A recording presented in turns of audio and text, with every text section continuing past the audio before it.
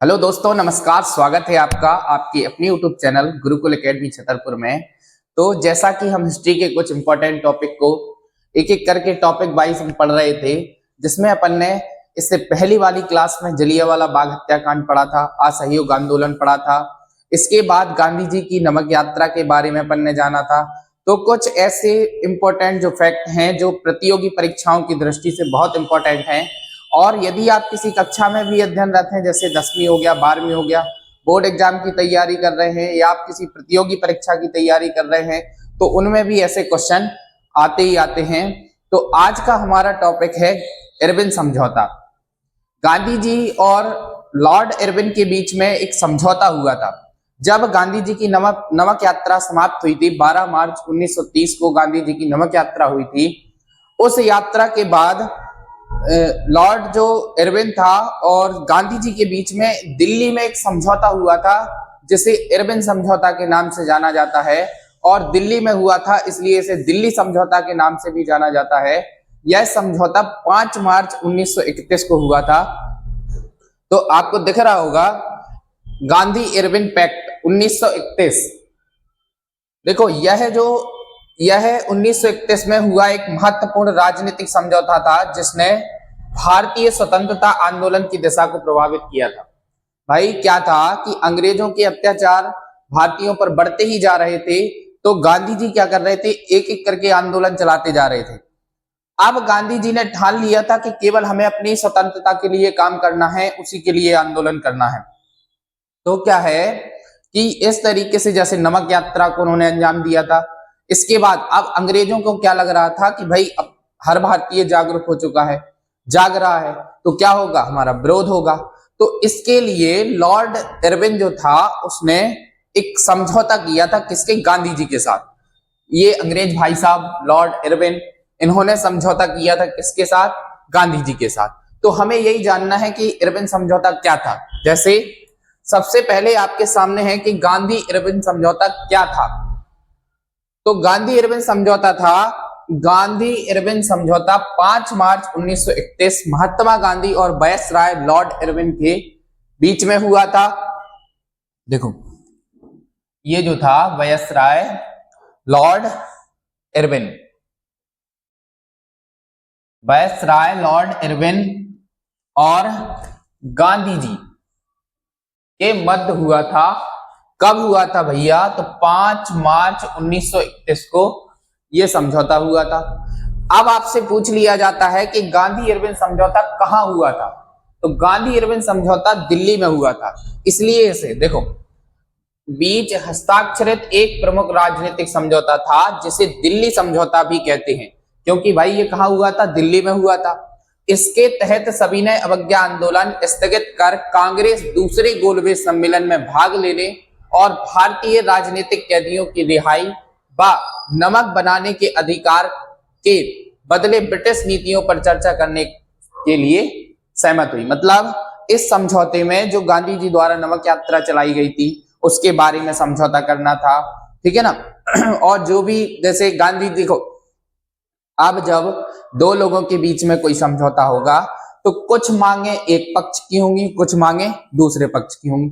तो दोनों पक्ष आपस में अपनी अपनी मांगों को लेकर के क्या कर रहे थे, समझौता कर रहे थे, है ना।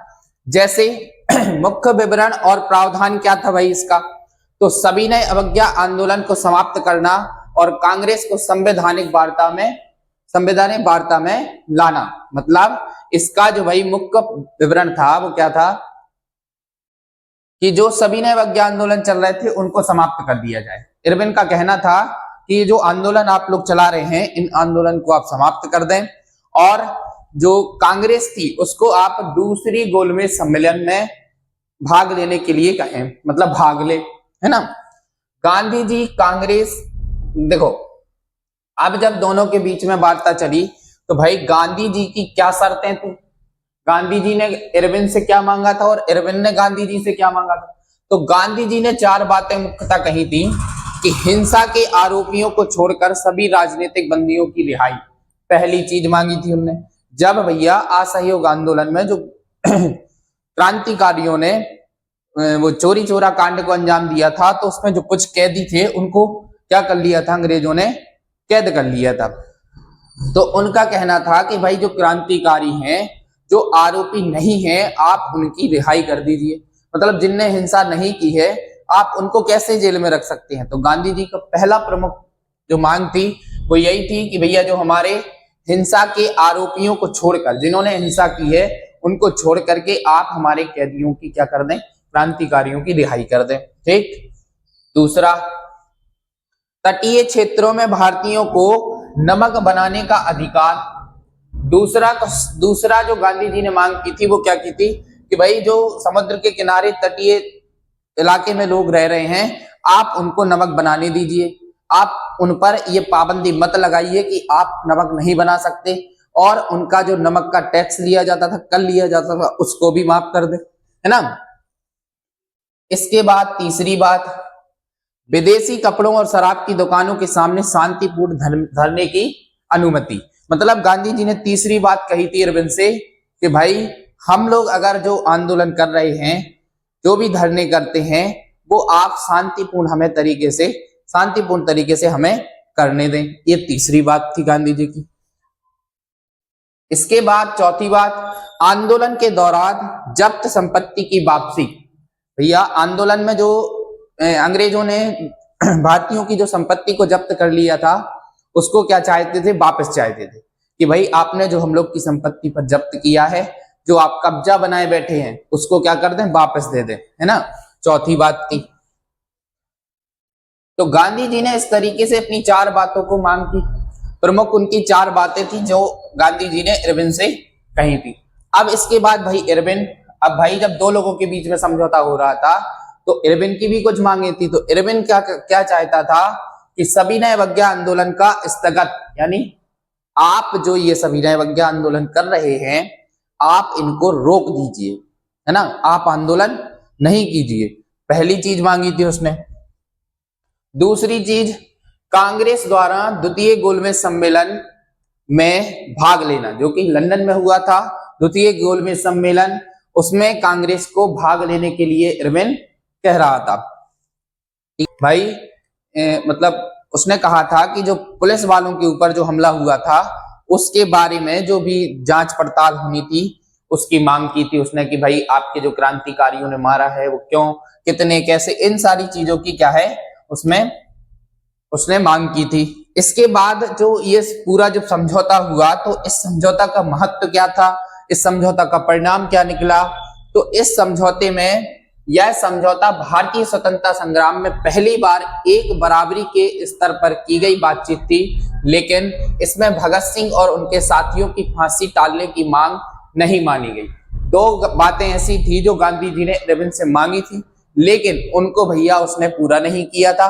बाकी 4 बातें तो उन्होंने पूरी कर दी थी, मान ली थी। तो कुछ गांधी जी ने भी मान ली थी, कुछ उन्हें भी मान ली थी, है ना। लेकिन ये आपसे पूछा जाता है, ये क्वेश्चन बहुत इंपॉर्टेंट है कि भगत सिंह और उनके साथियों की फांसी टालने की मांग नहीं मानी गई थी। इरविन द्वारा इस समझौते में गांधी जी ने ये बात जब उससे मांगी थी तो इस बात को मानने से इनकार कर दिया था और इस बात को उसने नहीं माना था, ठीक है। और इसके तुरंत बाद गांधी जी गोलमेज सम्मेलन में भाग लेने लंदन गए। उन्होंने गोलमेज सम्मेलन में भाग लिया, लेकिन यह वार्ता कैसी थी, विफल रही, है ना। मतलब गोलमेज सम्मेलन में भाग लेने के लिए भी गए थे, लेकिन वहां पे जो वार्ता हुई थी वो वार्ता कैसी थी, विफल थी, ठीक है ना। तो ये इसका परिणाम था, इसका महत्व था। पूरे इरविन समझौता में कुछ चीजें इरविन ने मांगी थी, कुछ चीजें गांधी जी ने मांगी थी। दोनों ने 5 मार्च 1931 को एक दूसरे के साथ क्या किया था, समझौता किया था। तो इसे हम क्या कहते हैं, इरविन समझौता कहते हैं। तो ये आज का हमारा टॉपिक था, इरविन समझौता। अगर आपको वीडियो पसंद आ रही हो, कुछ समझ में आ रहा हो, तो आप वीडियो को लाइक करें, अपने दोस्तों के पास ज्यादा से ज्यादा शेयर करें, और ऐसे ही इंटरेस्टिंग टॉपिक के साथ जुड़े रहिए हमारे साथ। हमारे Gurukul academy Chhatarpur online YouTube channel को आप सब्सक्राइब कर सकते हैं, बेल आइकन को दबा लीजिए तो आपके पास वीडियो का नोटिफिकेशन आ जाता है। और आज के लिए इतना ही। बढ़िया पढ़ते रहिए, स्वस्थ रहिए, मस्त रहिए, मुस्कुराते रहिए। मिलते हैं नेक्स्ट क्लास के साथ। धन्यवाद।